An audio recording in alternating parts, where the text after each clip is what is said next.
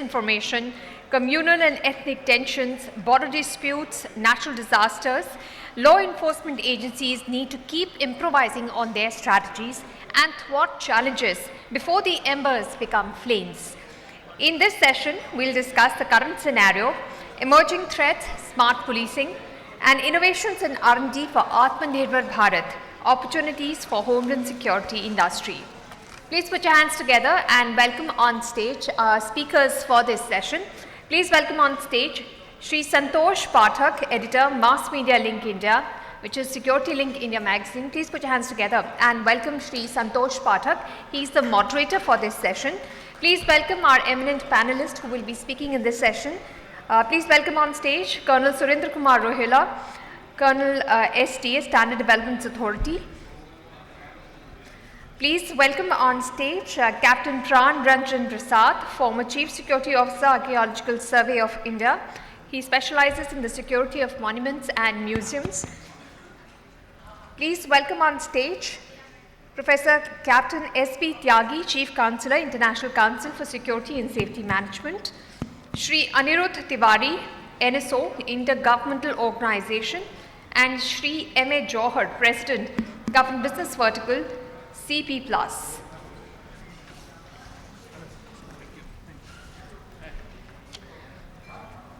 I'd like to hand it over to the moderator, Shri Santosh Pathak, and with a request, sir, that if you could keep this session tight, we're already running about an hour behind time. So over to you, sir. Thank you.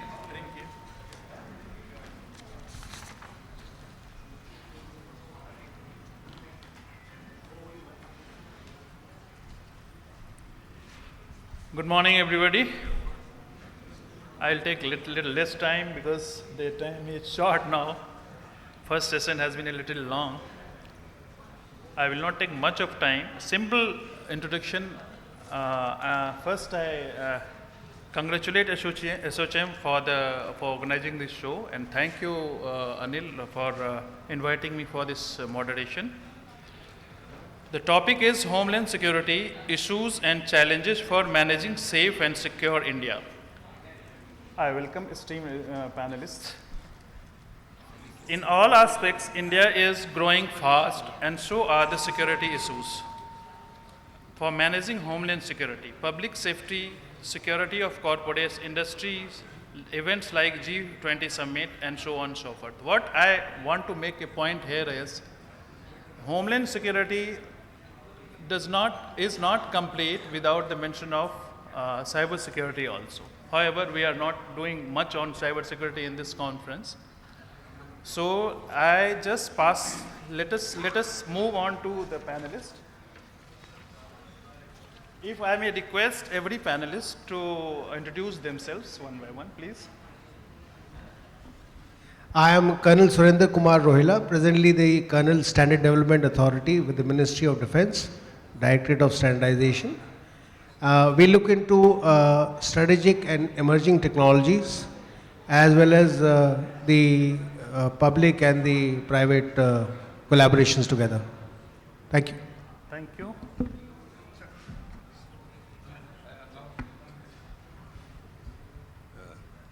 Good morning, everybody. I am Captain Pran, and I am a former Chief Security Officer of Archaeological Survey of India, Government of India, Ministry of Culture. I have also headed IT cell and estate management cell. My expertise is actually on security of monuments and museums pan-India.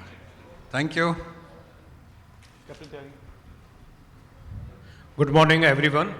I am Captain S.B. Tyagi. I am former Chief of Security of GAIL India Limited, and presently I am Chief Counselor of International Council for Industrial Security and Safety Management.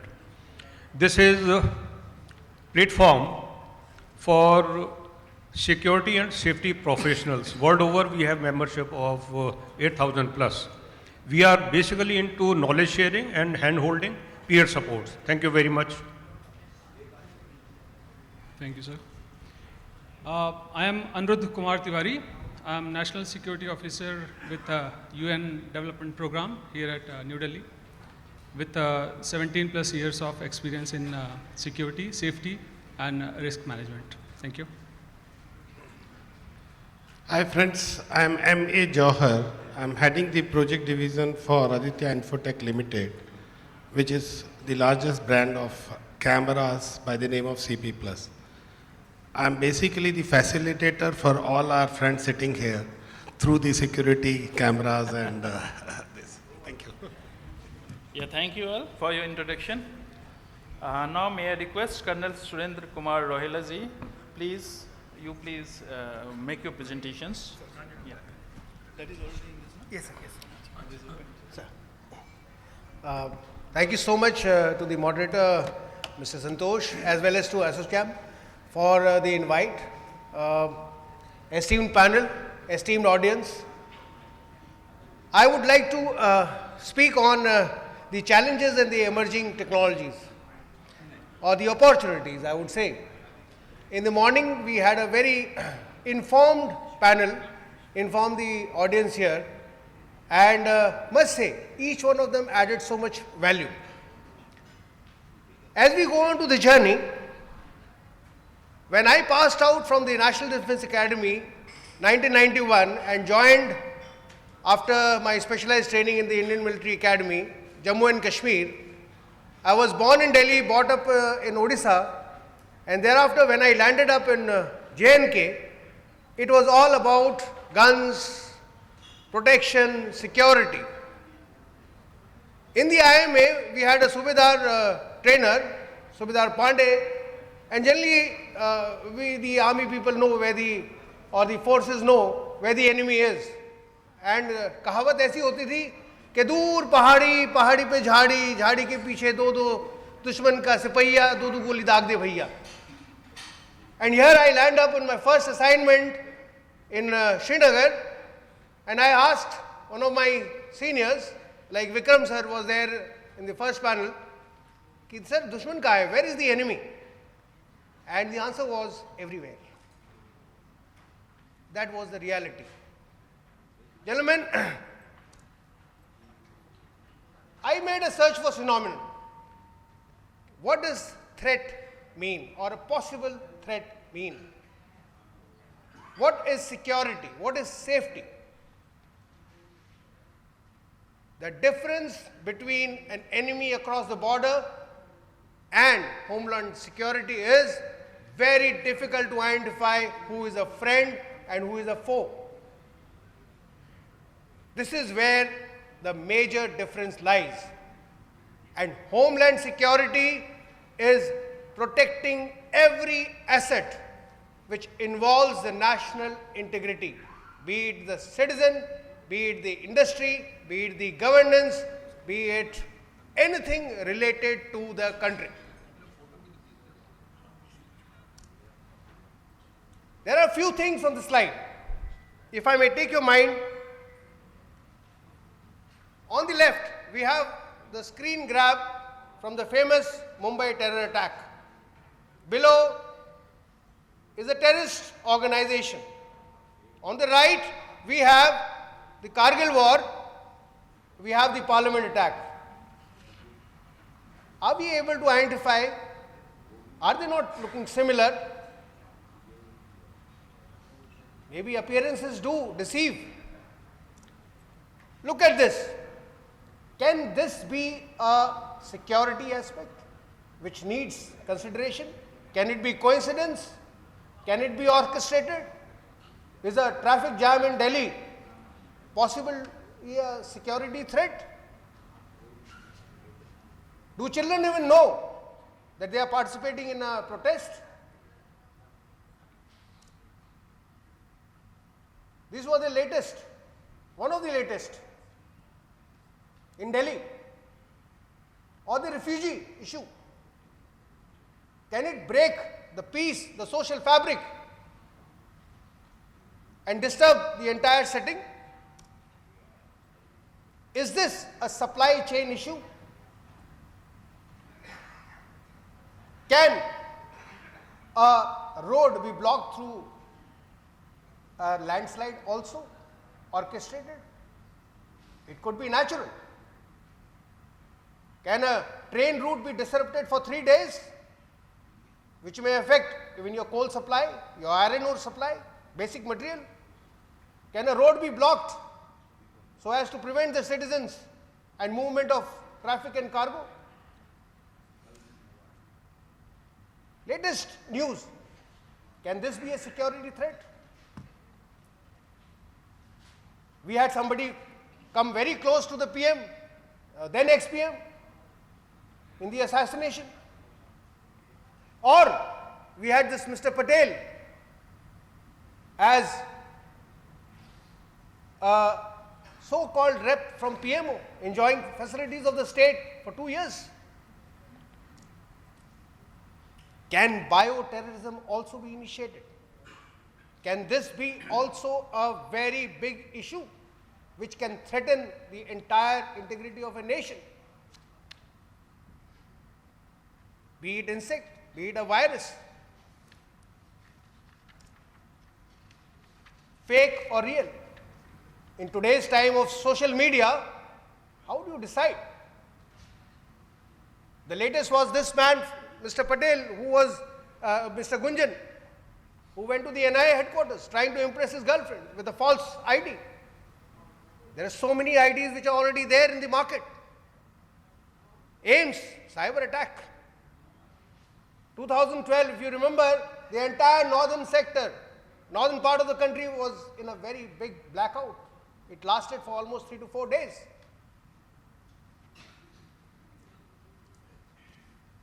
IC 814, everybody remembers that. Why is it not happening anymore? Is it part of inconvenience that we are also asked to remove shoes, or it is part of our duty to remove our shoes and put it on the tray? The number of policemen involved in ensuring that no IC 814 again gets hijacked. The latest G20, this is the front end what we are seeing. What about the back end? The kind of efforts which would have gone. Is it possible to even just go to every pot and ensure that there is no IED in that? It is a very humongous effort, and in this challenge lies the opportunity. Let's have a quick rundown. We have already seen Mr. Jauhar plant is already running out of capacity. The next plant is recently commissioned. The number of units being produced in a month. But this is the requirement which is there. And you see the demand. You see the number of places which require this kind of surveillance. Be it Kumbh Mela. None of our festivals, none of our functions. It's a huge gathering or congregation everywhere. Is it a security threat? And preventing that security threat becoming into an actual event. How do we do it? What are the enabling technologies? How do we put eyes to those soldiers, to those people? Cyber security. Mr. Srivastav deliberated on this issue. Each one of you is on a cyber bomb because your mobile is connected to the internet today. Any wrong move, entire data goes. How many of us know that a simple program like AnyDesk can take control of your entire computer infrastructure? Awareness. Biometric solutions. The world is open, be it physical control, access control, authorization. This domain is slowly getting the attention which it deserves from the industry. Critical infrastructure protection. It does not just involve the big factories, refineries, data centers. Today we are getting networked. We already had the exposure to the UIDA Aadhaar leakage. counter-terrorism technologies. This was spoken about. What are the new technologies which we can integrate into our governance, into our policies, into our systems, into our processes, so that the citizens are safe? Border security. Is it easy for anybody to enter US, Germany? No, they are very protective over the borders. That stage is coming, gentlemen, ladies and gentlemen, where India will be the destination for the world, be it for investment, be it market, be it for job, be it for employment. We are just talking of 5 trillion. We can envision it beyond that 5 trillion. Have you ever imagined that how porous our borders are? We have a very varied kind of borders. We have hills, we have plains, we have the oceans, seas. Drone technology. This has started getting noticed. We already had the slide being presented by Ernst & Young where they showed this is one of the technology which has started getting adopted. Uses humongous. Every domain you can apply the drone technology.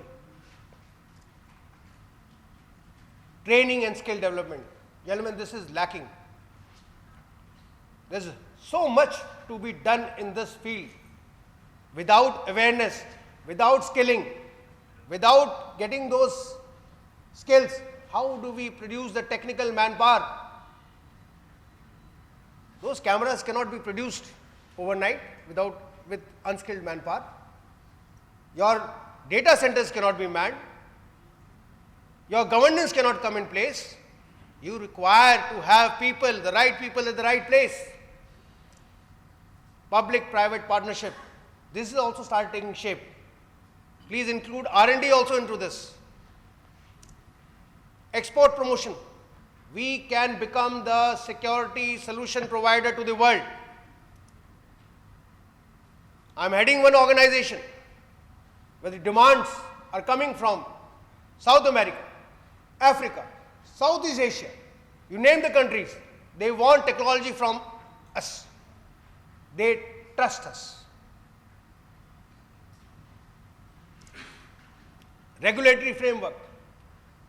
How many of us are even aware of the basic laws? Trade laws, competition laws, proprietary laws, IP laws. We need this regulatory framework. If we have to protect our knowledge, we have to protect our skill. Gone are the days that the MNCs used to come from outside, pick up our best of the engineers, IIT, IIM, and they are gone. Talent going away. We require to reverse this trend, to get our talent back, to work for our own country. And that can only happen when the economy opens up. He has to find our destination lucrative enough to work within our own country. And lastly, the international collaborations. Already been spoken about. The world is coming to India. Let's have, what do we say? One earth, one family, one future. Thank you so much, ladies and gentlemen. This is my IQ.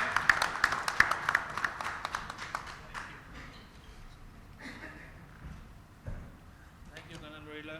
Thank you for relating the, raising the perspective on challenges and opportunities. Sir, Captain Tyagi, this is your turn, sir. Please make your presentations.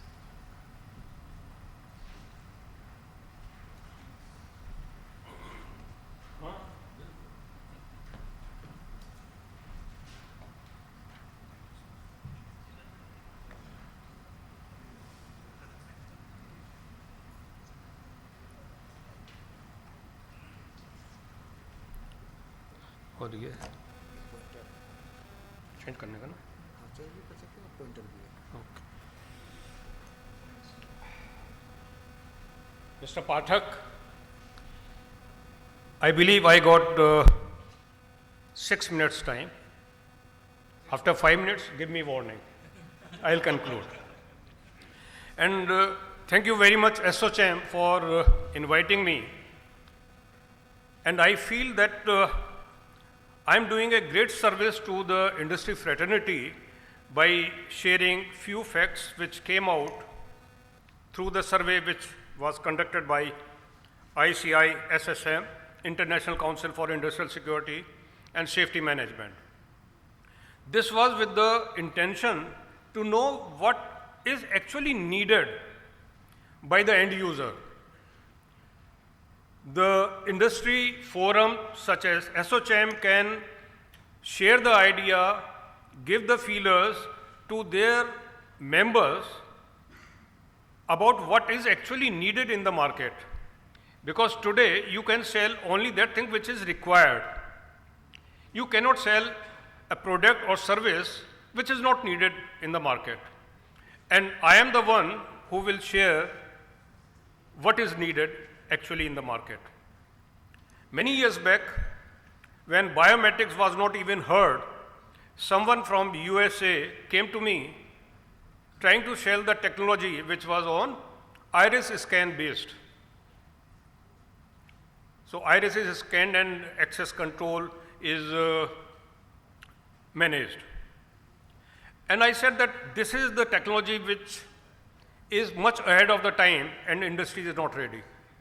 My management did not like it, still procured that, remained in the boxes, all the hardware, remained in the boxes for few years, and then finally I don't know what has happened because it never came to security department.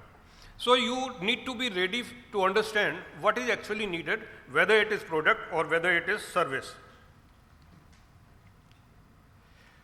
The objective of this industry, this survey was aimed to study to widen the understanding of the varied security services from the customer value perspective. The study consisted of two elements. One is to examine the structure of the value creation, and second, defining the actual value drivers. And I don't see General Sanjay Soi here, but then General Sanjay Soi was also part of that survey which we conducted. It was basically CAPSI's idea to have that understanding, because CAPSI is in the process, and finally maybe a good information may be shared, that CAPSI is in forefront in finalizing the standards for quality delivery of service. And this survey was linked to that pursuit. The study focuses on the strategically relevant question: how value can be created for customers in business to business security services. And with this focus, we went about understanding and identifying the values in security service through the lens of organizational need, with focus on process, context, and quality. Without understanding these three elements, it was not to be that we get to know what is actually needed. The big companies are outsourcing, and members of SOCHM, Homeland Security Committee, must understand and appreciate that today more and more big companies are outsourcing some of their risk management to external security service providers, and thereby carrying out a strategic change, typically devoting more efforts to their core business while letting others take care of support activities. And secondly, again, it is to be highlighted here and understood properly that service providers are required to be ready to take on significant proportions of their clients' risk management, and thereby carry out a strategic change in their own, possibly adopting new service-oriented business logic that will complement their core service products. This is to be remembered, because when members of SOCHM mostly are, in fact, not mostly, all of them are in the business of giving product or service related to industrial security or homeland security. Though in India, homeland security is not clearly defined by any statute, order, or law, but then broadly it is understood. Again, idea SOCHM might draft proper definition of what is Homeland Security. In America, it is very, very well defined, not in India.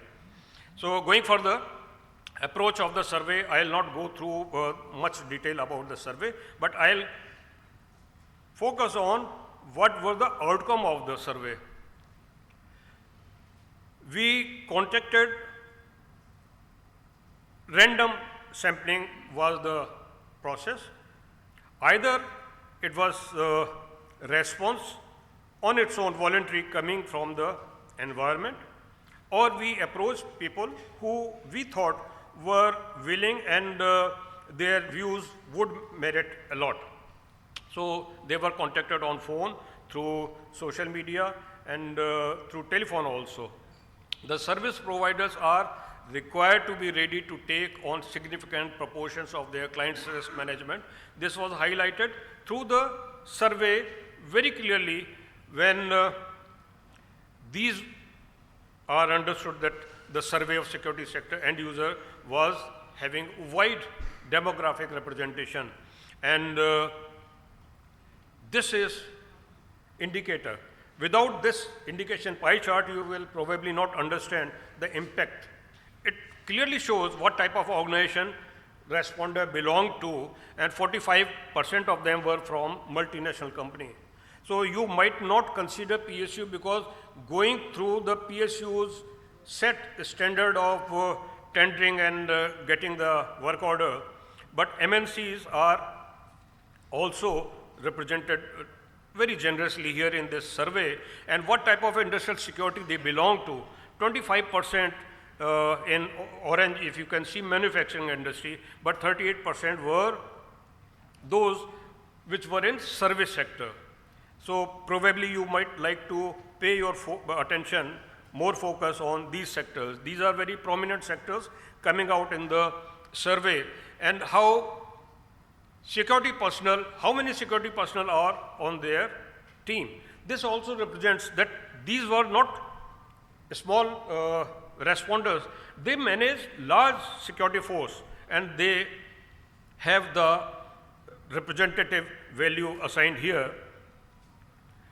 And for engaging outsourced security manpower, traditionally, if you can see that through open tender, that is traditional approach, but then equally, 23 is that value assigned here, and the second largest value assigned here is those who nominate or go for limited tender. So that also for service provider, for manpower providers, this should be your focus area. And what are the most important attributes they need in security personnel? And in that, another fact came out very properly. Another factor came out properly, that a lot of attention is paid on training and continual improvement. These are going to be buzzword, these are going to be guideline for every security agency providing manpower, that they need to provide trained manpower, and not only on PASARA compliance manpower, and specific training, and customers, end users prescribe that this is the training standard which is recommended, and then they go for their continual, ongoing process of continual improvement, whether it is verifiable and quantifiable. And quickly, these were the outcome, and this will make you understand how market is shaping up and how quality conscious this end user fraternity is, and probably you will align or realign your business focus, business management policy towards this outcome. That when we go for training, a lot of attention is paid on training. When we go for risk, they want security service providers to take on their risk and manage them. And 43% of them feel that it is ongoing process. And finally, survey outcome. And these are the change drivers. These will define and decide and also guide you how to reorient your business strategies, defining the service offering. Probably when you go for diversification, you have something more in your bouquet, you have more services to offer to your client. And the client today feel that not only the agency which is engaged for manpower provision, they also provide the technology solution. They also do the risk mitigation on their behalf. They are the first responder, and in case of any crime, they are the one to respond first and foremost. So implementing the service is second driver. Third driver is understanding the customer provided security. Fourth is managing customer relationship. Ongoing process, it is not a lip service. You maintain your customer and you retain your customer for a very long time. That is very healthy customer and service providers relationship, and understanding the wider context of security service. Today it is not only man guarding, it is not only providing transport, cash transportation or proximate security. Your entire range is wide and you have to choose wisely. Thank you very much.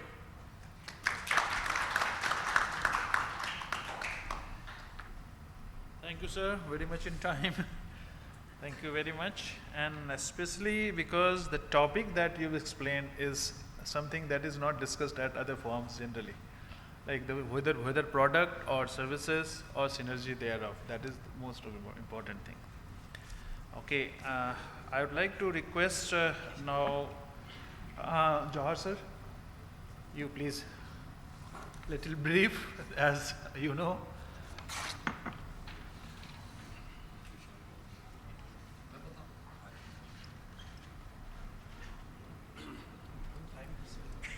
Hi friends again, and respected and eminent journalist, panelist here. I'll just not take much time because I think I've already explained half part of it, and thanks SOCM for giving a second opportunity to cover up my complete presentations without the slides. So now I think Colonel Rohila has very well explained the challenges which industries are facing and the opportunities. And I'm assuring you, sir, that we are catching up with those opportunities very fast. The first Kumbh Mela last year, that was the biggest one, we did with our surveillance cameras.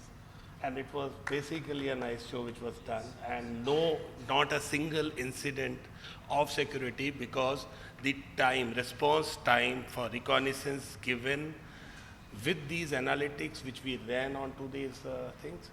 The second most important is if you see these investment summits happening at different places, especially I would mention that as MP's investment summit, wherein we have given the cameras right from airport till the venue when our honorable Prime Ministers have traveled.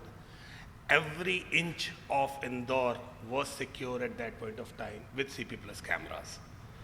So this is what is, the challenges are there, and believe me friends, we are ready with the kind of technologies required, with the kind of equipment required, and with the kind of analytics required to mitigate those challenges. So this is where we are. So one is that Kumbh Mela. The second is a smart border management, wherein we have developed dual cameras which basically give thermal and normal cameras with night vision, thermal cameras in case of fogs for the different terrains, in case of foliage in the eastern part, fog in the northern part, and the long range required into the Rajasthan border kind of thing. So we are ready with that, and the government is also taken quite good initiatives to overcome that.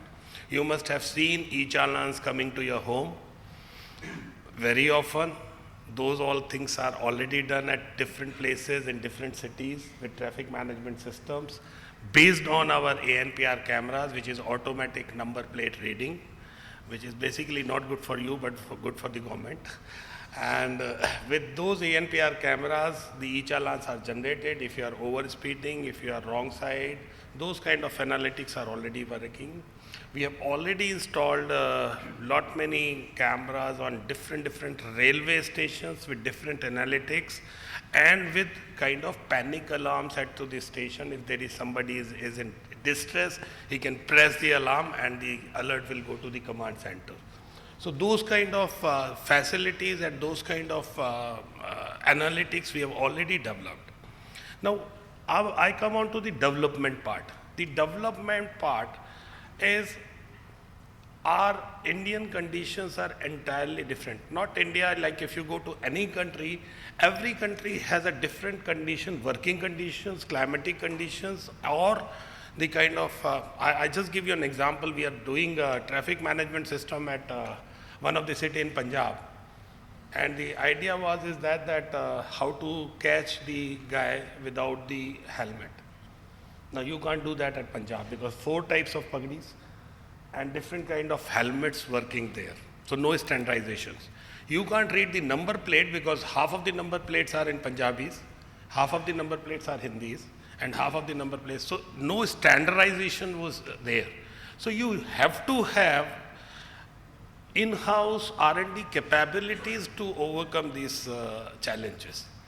If you bank upon that something I will import from some country and install it in India and it will start working, off-the-shelf product doesn't work. Off-the-shelf technologies doesn't work. You have to value add with your own R&D team, with your own in-house team, then only you will achieve what you wanted. So these are the things, one of the example in schools. When we started, we put in about 1.5 lakh cameras in Delhi schools. When we started giving a facility to the parents that they can see their child for 5 minutes in the schools, there were apprehensions and even the court cases that this basically would affect the privacy of the school. So those were from the school teacher when Honorable Supreme Court says that this is not the privacy problem and this has to happen because everybody is concerned about their child. So that has gone off. Now they have given a guideline that it should not be recorded, the photograph should not be there, a screenshot could not be taken. So those all things we have taken care with our in-house customization and all those kind of stuff. So these are the things which we are already doing. Now come on to that, these are part of all customization. The second thing comes on to the awareness. Now awareness, when you come on to the IoT part of it, awareness comes from each house. And based on those houses, when I use something in my house, that goes, even the government officer would do that in their houses. And that would reach to a level that it would be included into the government projects and all. So our IoT devices, whether it is Wi-Fi cameras, small cameras, we have got video door phones, video door bells, that if somebody sees, like most of guys are working staff and nobody at home. So if somebody comes to your home, say courier wala, and nobody is there, he will press the bell. So that bell will not ring. This will ring in your house also, but this will ring in your phone also. So that you can see and tell him that boss, come in the evening, sham ko aana, main abhi nahi hu ghar. So those kind of facilities, depending on to the requirement coming on, give an awareness that basically it is getting into the necessary part of your life that yes, how I will get facilitated. The Wi-Fi cameras, it is basically a two-way communication cameras. Your child is there at home with maid.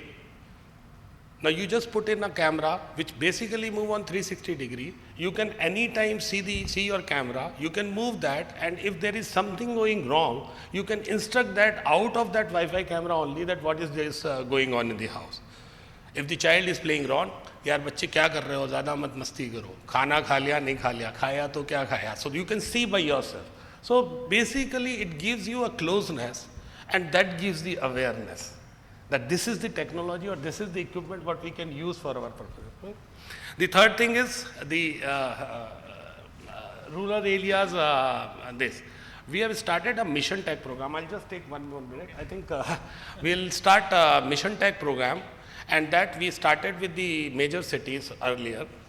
This program basically we give training, and we have tie up with the Skill India mission of Government of India. They give the certificate to the last mile installer at tier 2, tier 3 cities. We do almost more than 500 mission tech program in a year. And with those programs, we are training those installers, small installers at the villages and all, that they buy 2 cameras and they install it by themselves. So this basically is enhancing the employment, enhancing the entrepreneurship into the rural areas, and they are earning of their own. So I think this is what we are doing, and we are working on to mitigate those challenges, whatever are coming onto the securities, and our in-house R&D team is continuously working on that what we can improve, and depending on to the concerns and threats which are coming, our team is working how to mitigate that. I think that's enough. Thank you very much. Thank you, sir. Thank you very much. Sir, now I request Captain Pran Ranjan Prasad ji.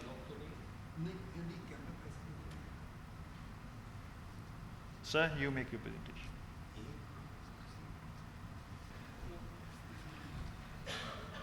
Good morning, everybody, or rather afternoon, whatever it is.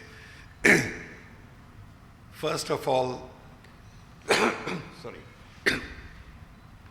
I wish to thank SOCHM and other organizations to give me this platform from where I can share my knowledge, experience, and more than 40 years of ground knowledge in security. Being an army veteran of 71 war from Shakargarh sector, we had entered Pakistan, West Pakistan, and now only Pakistan, very close to Sialkot. So that was one experience which I got at a very early age of my service. Thereafter, in the middle of my army career, I switched over to Government of India, Ministry of Culture. From there to the Archaeological Survey of India. Here, I got an opportunity to function pan-India as a Chief Security Officer for monuments and museums. Monuments are nearly 4,000, and when you say 4,000, means we call Red Fort as one, whereas there are several monuments within that perimeter. So you can say 4,000 multiplied by at least 3 or 4 times, and 48 museums, which is under central government. Here, I got an opportunity to very closely understand what a client wants and what a service provider has to offer. In this context, I would like to express that everywhere security is not the same. I mean security duty or performance, whatever you call. Every place has got a specific requirement. And the role of manpower is definitely above any element of electronic gadgets, because it is ultimately the trained manpower who operates it. And with one of my eminent persons here, he says he would like to have a case study, a very small case study I would like to share. That is about Patna Museum, theft in Patna Museum, where in the Dr. Rajendra Prasad's gallery, first President of India, his every memorabilia was there, which got stolen overnight. How did it happen? When it is a closed building, in the evening, the doors are shut, and things like that.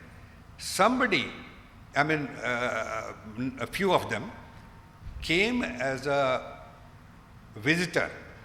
Here I am expressing deficit on the part of manpower, duty. Every day, same things Chaukidars used to do. In the evening, they would close, lock door and go. They would never go around the area to ensure that somebody is hiding or not. Here, I will again come back to electronic gadget. There is something called head count. This machine is very much put in place, even in National Museum and all. So, ultimately, even if that is giving you the figure, like in car parking, how many slots are vacant and how many are filled and like that. Similarly, men also, how many men are there inside, and still there is a requirement of physically going around. There in Patna Museum, this was not done. And those people who were hiding, they coolly collected everything overnight and went out. This is in nutshell. This is one case study where the focus is on physical checking by the guards. Now, there are few points. I am with my moderator to curtail the time, but I will not miss any important point as well. Here, the training of manpower should be such that they should always be quick and responsive. Now, what does this mean, quick and responsive? Just in one line, if suppose there is a fire, you inform the fire tender, they will come within no time. But then they are taking a lot of time in spreading their pipe and things, so they are not responsive. They are quick, all right. They have reached there. But responsibility is nil in coming into operation. So this is one aspect. Second is, somebody has already brought out today, that is the health care and rest and everything should be ensured of the guard. Another point, here what happens is, the agencies, service provider agency, they go survey and they say you require this much of manpower and this much of equipment. Incidentally, in 9 out of 10, or rather I'll say 10 out of 10, the clients will say, no, this is too much, I'll have to spend a lot of money and things like that. And they come down so drastically नीचे, ये नहीं होना चाहिए. और इसमें these service providers should put their foot down that, sorry, if something is missing, then you are responsible, not we. So this sort of stand will have to be taken. And just to tell you that this National Museum where it exists, disaster preparedness for disaster project has been handled by me, which is there, and another is project which was given to me by Government of India, that is comprehensive national policy has been drafted by me on security of museums. It is a government document with the Ministry of Culture. So again, budgetary support has to be adequate. If there is no budget, there is no security. Simple as that. And last point is about various divisions, like these days, even a very small thing, in schools, swimming pools are there. Why can't a service provider provide good swimmers, so that they train the children? So it's a very vast canvas which has to be explored and must be explored by the service provider. There are so many. So that's it, and I think I have helped my moderator. Thank you. You have, sir.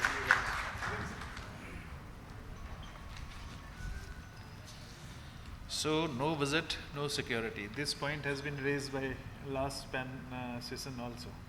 So where is the problem in allocating budget for this? This is something to think about, and this is one of the key words. Now, Anirudh, please come and make your presentation.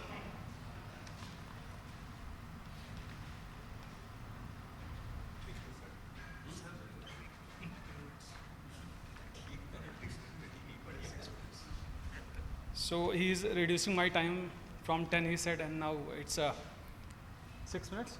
So I'll be very quick. Let me directly come to the agenda. So I'm here to challenge you, everybody, even the panelists sitting here, your knowledge, your experience, age, everything. And the topic, SDG from a security, safety, disaster professionals lens. It's very unique. So before I proceed, I want to thank SHM, a century-old association.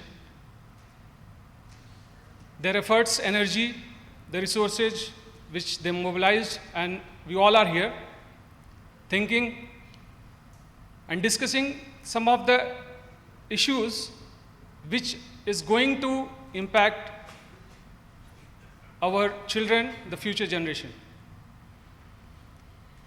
Esteemed panelists and my learned audience, good afternoon.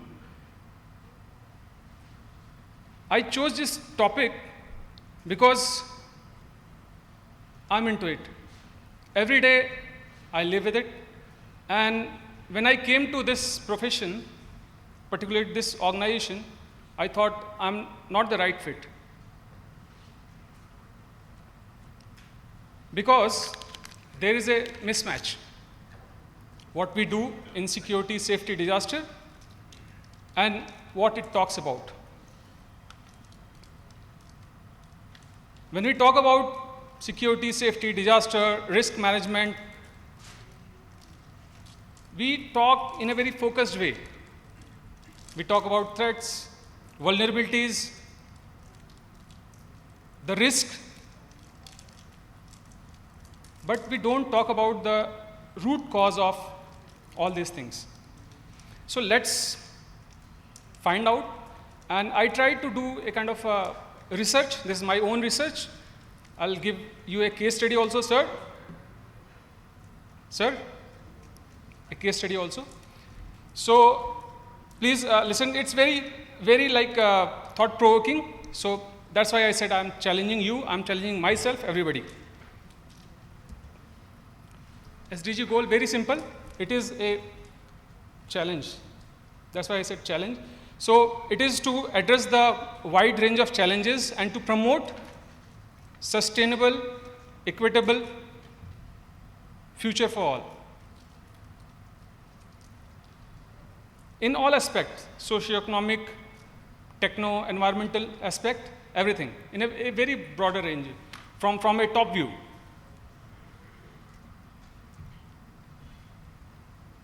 So these are those 17 goals. I've highlighted few because I was just counting. In this large gathering, there are only 13 female colleagues, and that is an issue. It's an issue when we use only technology and we leave all these goals behind. We see these goals, we see that they have to be achieved by countries, by authorities, by UN, another multilateral organization. No, this is not the case. These are our goals. You have to live it day in and day out.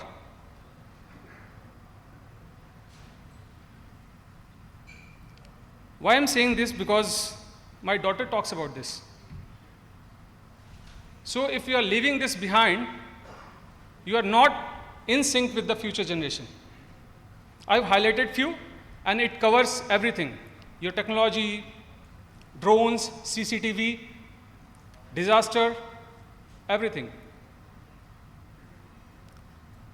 And as I said, it's for everyone to keep these goals in mind. And we have very few years left. We decided in 2015 that we'll achieve in 2030. 7 years gone, we are not progressing. In fact, in some goals, we are 30% running back. Was it for me?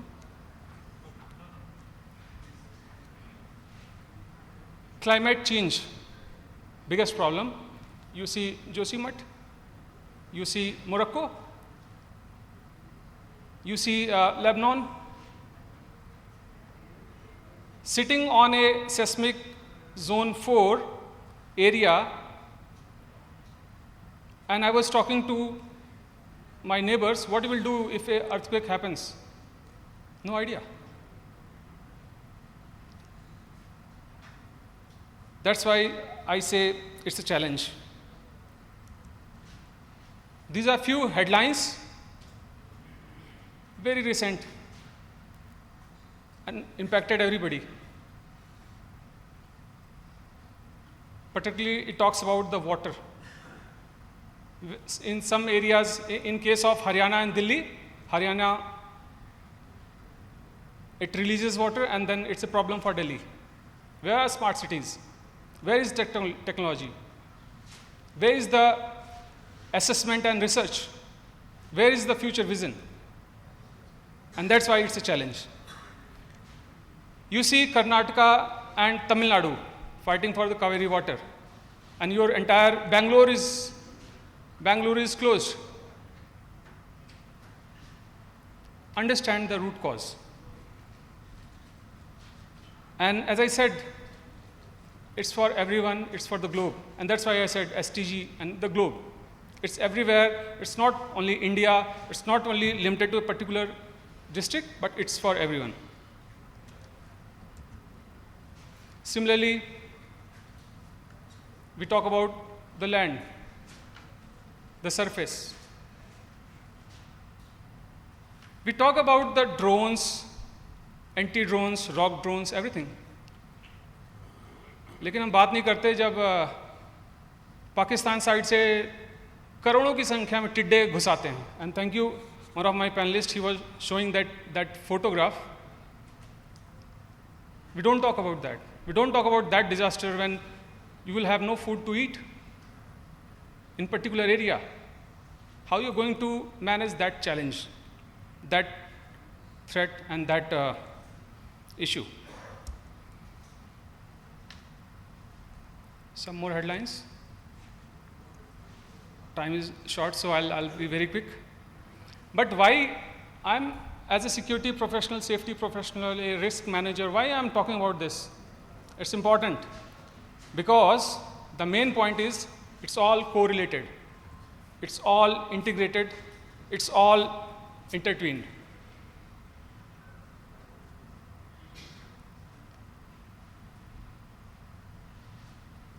If you have some understanding of these SDGs, and I must admire Niti Aayog, various state governments, the UN, who are measuring this. And with this measurement, with these kind of data, I'll show in my slide how these are interrelated to the crime. I'll try to map it with one of the goal. So this professional must know, because this will help you to understand the threats, the hazards. I'll not say man-made hazard, that will be like gender bias, I'll say human-induced hazard. You all know why Shimla was in headlines. Was it not a human-induced hazard? This is required for a long-term planning. These are goals not just to achieve the next year. It's if we got another 7 to 8 years. So you should align, your organization should align your vision, your objectives as per these goals. And why organization? We should also align.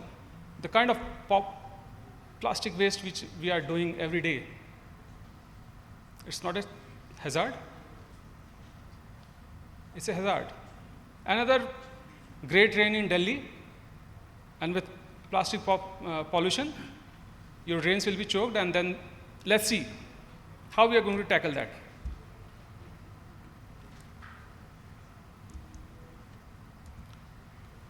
This is the correlation, and it is one of the example. I have some around 50 such more correlations, and it is very recent. In the multidimensional poverty index released by Niti Aayog very recently. They ranked in National Family Health Survey 4 and 5, Bihar as top, then Jharkhand, then Uttar Pradesh, then Meghalaya and Madhya Pradesh. And what you can see from 4 to 5, few states, these gaps, the poverty, it's increasing. So if you see this goal 1 and then you go to NCRB data, you find those 3 states in your list. I'm just talking about one of the goals, one of the factor. I don't find in news any industry going to UP or maybe Bihar, setting up their industries. Why industries are only located in Gujarat and Maharashtra and somewhere in south? So, because my moderator is just indicating me that time's out, so let's understand the root cause of these threats, hazard. We better plan. We'll live day and out with these goals. And thank you so very much. Thank you.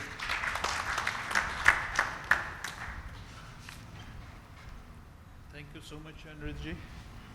It was because of shortage of time, we are not able to take questions from the audience. So we are here, we have networking out after 2 sessions. Then we are there, we can meet and discuss about our personal issues. Thank you so much. Thank you. Over to Mr. Chairman.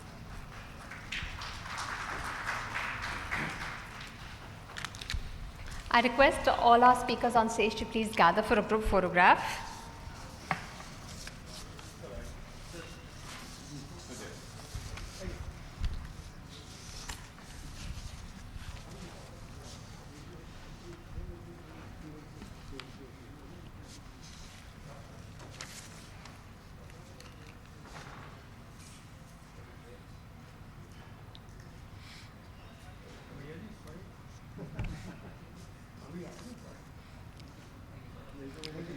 Thank you to all our speakers.